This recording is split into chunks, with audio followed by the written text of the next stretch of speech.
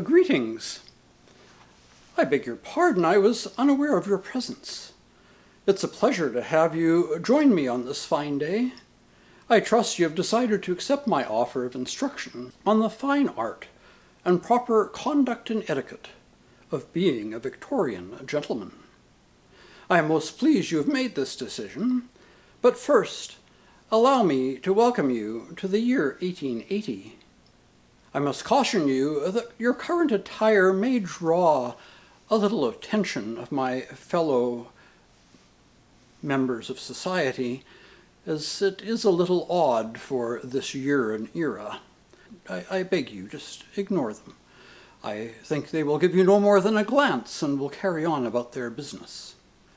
Well, having got the formalities out of the way, we'll start with our first lesson. Today we'll cover 3 things that are important in being a gentleman in the 1880s, or as we better know it, the Victorian era.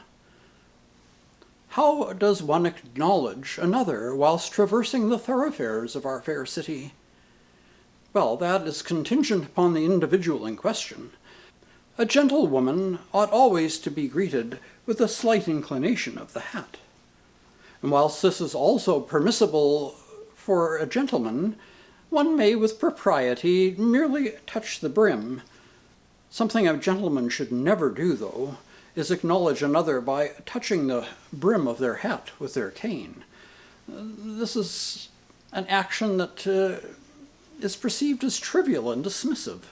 So a tip of the hat for a gentle lady or gentleman, or for a gentleman, especially a close friend, merely a touch of the brim will quite suffice. On to our second lesson. A gentleman's walking stick. It serves not only as a means of looking dapper and assisting one in their locomotion, but can also serve as quite a formidable weapon. So when choosing a walking stick, be sure to choose one with a substantial handle, whether it be a knob, as I have chosen, or the more formal handle shape, which might be in the form of a duck or a dog or some other animal.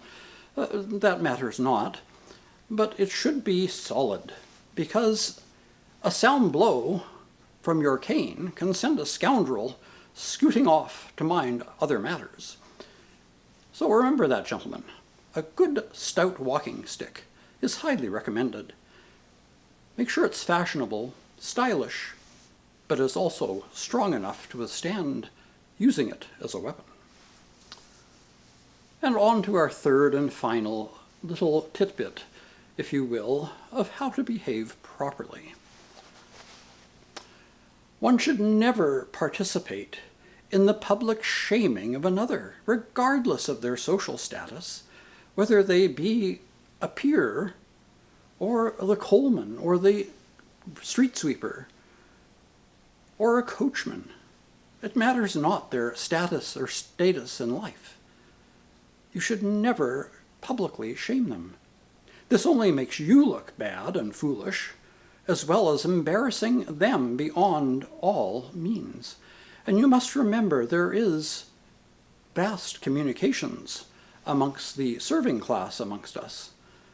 And rumors will spread, and before you know it, you will get poor service and have a hard time finding household staff, for they will not wish to work for you.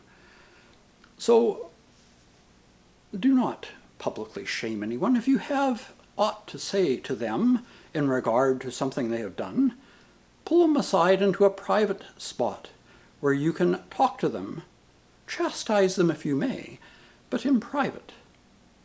Such behavior is how a gentleman would act. Publicly shaming is very ill-mannered and also reflects poorly upon one's character, so I would advise that you never do it. I hope you will take time to digest the information you have received today, these 3 very important lessons on how to behave properly in a dignified Victorian manner. I thank you for joining me today, and I pray that you will join me again next week, and we will look at more of the manners and etiquette of a proper Victorian gentleman. Until then, I bid you adieu.